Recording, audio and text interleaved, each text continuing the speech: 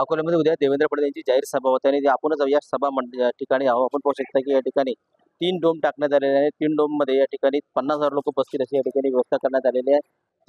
50,000 खुर्च्या या ठिकाणी टाकण्यात आल्या आणि बसण्याची व्यवस्था करण्यात आलेली आहे. आणि गेले 8 दिवस झाले या ठिकाणी ज्या सभा आपलं मंडप टाकण्याचं काम या ठिकाणी सुरू आहे आणि आता आज रात्रीपर्यंत सुरू होईल आणि उद्या दुपारी 1 वाजता देवेंद्र फडणवीस यांची या ठिकाणी जाहीर सभा होत आहे. ती 3200 कोटींचं या ठिकाणी ते लोकार्पण आणि भूमिपूजन सोहळ्या ठिकाणी होणार आहे. या ठिकाणी अनेक मंत्री या ठिकाणी या सभेमध्ये उपस्थित राहणार आहे आणि या ठिकाणी मोठा पोलीस बंदोबस्त तैनात करण्यात आला. आपण पाहू शकता की पोलीस बंदोबस्त तैनात करण्यात आलेला आणि या ठिकाणी आजच जो आहे पोलीस ताफा या ठिकाणी तैनात झालेला आहे.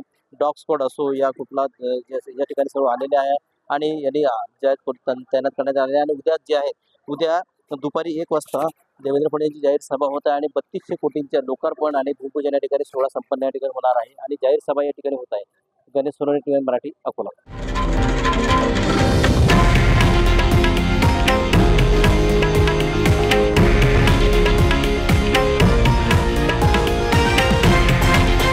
हे आहे देशातील नंबर 1 न्यूज नेटवर्क आणि आपण पाहत आहात TV9 मराठी, एकमेव.